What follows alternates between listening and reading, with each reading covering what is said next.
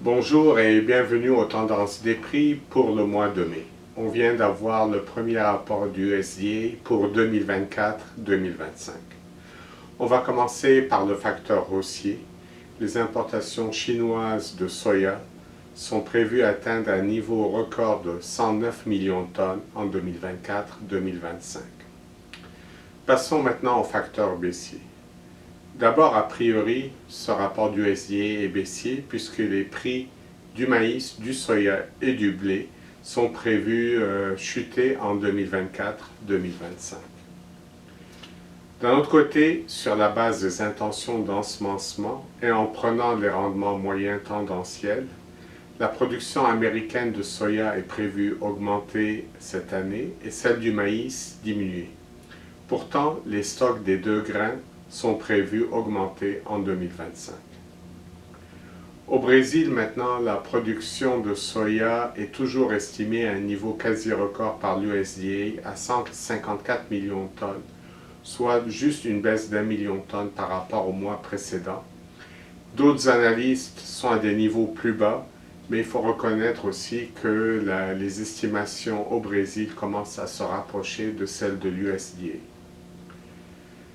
Maintenant, au 9 mai, il faut souligner que les ventes américaines à l'exportation de soya pour la prochaine année étaient à leur plus bas niveau en 19 ans. Comme la demande n'a absolument pas baissé, cela veut dire que les Chinois sont en train d'acheter de la fève au Brésil. Il y a plusieurs facteurs à suivre. D'abord, la progression des semis du maïs et du soya est tout à fait normale aux États-Unis.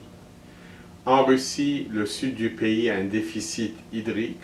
C'est quand même le grenier à blé du premier exportateur mondial sur le marché. La guerre économique entre les États-Unis et la Chine a repris. M. Biden a instauré une multitude de tarifs douaniers sur des importations chinoises.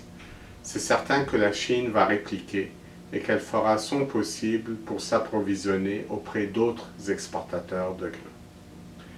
Au Québec, on a eu une progression lente des semis du maïs et du soya dans la première moitié du mois à cause des précipitations et des températures fraîches, mais depuis quelques jours, le beau temps, la chaleur ont permis une accélération très rapide des ensemencements des deux grains.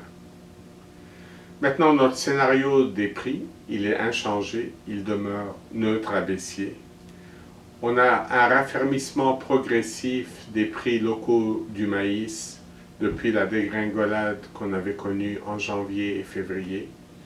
Mais le maïs de l'Ontario continue à rentrer au Québec. Et donc, notre recommandation est inchangée.